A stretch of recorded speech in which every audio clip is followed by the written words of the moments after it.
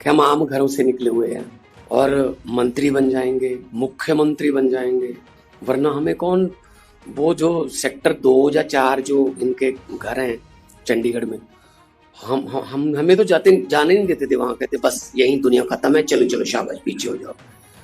तो उन सेक्टरों में, उन घरों में अगर कोई लेके जा सकता है तो आम आदमी पार्टी लेके जा सकती है, वरना जिला प्रधान भी नहीं बनाते जी। इनकी बेटे, इनके साले, इनके भतीजे, इनके जीजे, बस यही चलता है बस।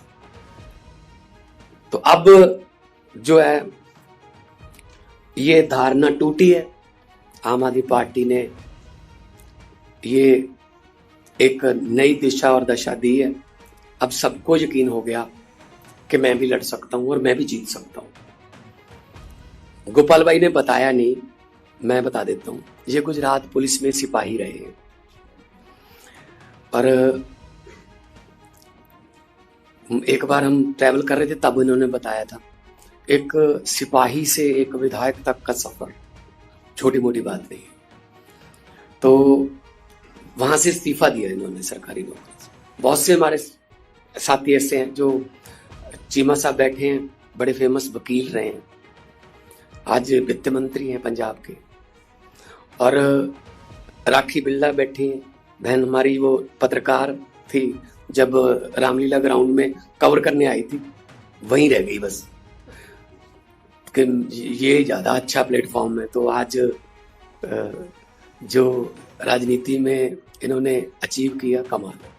तो थोड़ा थोड़ा तो एफर्ट तो करनी पड़ती है ऐसे तो, वरना राजनीति को हमारे यहाँ ये कहते हैं कि पैसे वालों का खेल है, ये तो गुंडों का खेल है। लेकिन ये धारणा बदल दी है अरविंद जी ने। राजनीति में गंदे बंदे, राजनीति में गुंडे या भ्रष्टाचारी इसलिए ज्यादा नहीं है कि इसमें ज्यादा आते हैं, इसलिए ज्यादा है कि अच्छे बंदे कम आते हैं। वो कहते हैं यार छोड़ो यार, ये काम हमारा बस का नहीं है, रहने दो। तो अच्छे आएंगे तो अच्छे बढ़ जाएंगे। तो ये शुरुआत हुई है। संजीव अरोड़ा जी जो 22 में हमारी सीट ही थी, अचानक से हमारे विधायक साहब की मौत हो गई, परमात्मा उनको अपने चरणों में निवास दे। तो ये बाई इलेक्शन हमें लड़नी पड़ी। तब हम 7,000 से कुछ ज्यादा मतों से जीते थे, अब हम 10,000 से कुछ ज्यादा मतों से जीते हैं। तो हालांकि वोटिंग परसेंटेज कम है, पिछली बार ज्यादा परसेंटेज वोट हुआ था, इस बार थोड़ा कम है, लेकिन उसमें भी मार्जिन इतना है कि 40% और 22%, 18% का मार्जिन। 1-2% पे सरकारें बन जाती हैं, 1-2% पे देश की सरकारें बन जाती हैं। तो बहुत खुशी हुई। पहले तो सब मीडिया वाले साथी जो हैं उनका बहुत बहुत धन्यवाद, आप आए। ये जो यहाँ आप आए हैं ना, इसका नाम है कपूरथला हाउस। ये कपूरथला के राजा का महल था। एक इधर है फरीदकोट हाउस, वो फरीदकोट के राजा का था। एक पटियाला हाउस है जो कोर्ट बना हुआ है, वो पटियाला के राजा का था। एक नाभा हाउस भी है, वो नाभा के राजा का था। यहाँ हमें कौन आने देता था जी, तो राजाओं के महल थे। तो आज अगर हम कपूरथला हाउस में हैं तो सिर्फ पब्लिक की वजह से, संविधान की वजह से और एक अच्छी सोच की वजह से हम हैं। हमारी टीम है, हम मिल के काम करते हैं। जरूरी नहीं है हर रोज विराट कोहली सेंचुरी लगाए, कई बार विराट 0 पे आउट हो जाता है, लेकिन कोई ना कोई और बंदा जो है वो उस दिन काम कर देता है। लेकिन टीम वर्क है, तो एक टीम के रूप में काम करते रहेंगे। और परिवार है हमारा एक छोटा सा, और परिवार में जो भी फैसले होते हैं, हमारे लानेदार, जो पंजाबी में लानेदार बोलते हैं परिवार के मुखिया को, वो अरविंद केजरीवाल जी हैं। तो जो लानेदार, जो परिवार के मुखिया फैसला लेते हैं, वो अपने घर को बचाने के लिए लेते हैं, अपने घर को और बड़ा करने के लिए लेते हैं। कोई भी परिवार का मुखिया अपने परिवार को बिखेरने के लिए फैसले नहीं लेता कि मेरा परिवार बिखर जाए या मेरे बच्चे फ्लॉप हो जाएं। तो हम छोटे बड़े भाई हैं और बड़ा अच्छा लगा। गुप्ता जी बैठे हैं, हमारे एमएलए साहब बैठे हैं, हमारी टीम पूरी बैठी है, तो सबको बहुत बहुत मुबारक हो। और अपनी अपनी जगह पे जिसने जो मेहनत की है उसका सलाम करता हूँ, उसका सजदा करता हूँ। और यही कहूँगा कि एक शेर है कि हमारी नज़र तो मंजिल पर रहती है, इन आंखों ने कभी मील का पत्थर नहीं देखा।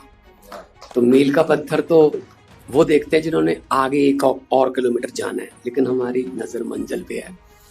और मंजिल क्या है कि जब भारत देश जो है वो असली आज़ादी जो उसको एंजॉय करे। भगत सिंह जी को कभी भी ये चिंता नहीं थी, जब वो इनकलाब की लड़ाई लड़ रहे थे, कभी भी ये चिंता नहीं थी कि देश आज़ाद होगा या ना।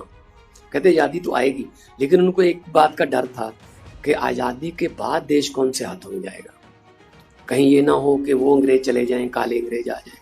और उनका डर जो है वो सही भी साबित हुआ। 75 साल हो गए आज़ाद हुए, 75 साल से ज़्यादा ही हो गए आज़ाद हुए। अमेरिका वाले मंगल ग्रह पे प्लाट काट रहे हैं और हमारे यहाँ सीवरेज के ढक्कन पूरे नहीं हो रहे भाई साहब। अभी वहीं खड़े हैं, सीवरेज का ढक्कन, टोबा, छप्पड़, और वहीं रुके हुए हैं भाई, क्योंकि उन्होंने काम किया ही नहीं कभी। अभी बात होने लगी है एजुकेशन की, हेल्थ की, बिजली की, इंफ्रास्ट्रक्चर की, नहीं तो इससे पहले तो बात ही नहीं होती थी। ये तो अरविंद केजरीवाल जी ने उनके मैनिफेस्टो बदले हैं, वरना कहाँ स्कूलों की बात करते थे, कहाँ ये अस्पतालों की बात करते थे। ऐसे चल रहा था, 5 साल तू, 5 साल मैं, अगर तू आ गया तो मुझे कुछ मत कहना, अगर मैं आ गया मैं तुझे कुछ नहीं कहूंगा। ये चल रहा था बस, नूरा कुश्ती। तो हमारे जितने भी एमएलए साहबान हैं, चाहे वो गुजरात में हैं, चाहे गोवा में हैं, चाहे वो दिल्ली में हैं, पंजाब में हैं, राज्यसभा के मेंबर साहब हैं, हमारे एमपी साहब हैं लोकसभा के, सबको बहुत बहुत मुबारक। और मैं चाहूँगा कि हम एक टीम के रूप में काम करते रहें और आगे बढ़ते रहें और हमारे देश की सेवा करते रहें। और भगत सिंह का एक आखिरी शेर मैं सुना के अपनी जगह लूँगा। भगत सिंह जी ने कहा था कि इश्क करना सबका पैदाइशी हक है, इश्क करना सबका पैदाइशी हक है, क्यों ना इस बार वतन की सरजमी को महबूब बना लिया जाए। वतन की सरजमी को महबूब बनाते हैं और तरक्की करेंगे और अपना योगदान हम जितना भी हो सकता है वो इसमें डालते रहेंगे। बहुत बहुत धन्यवाद, बहुत बहुत धन्यवाद।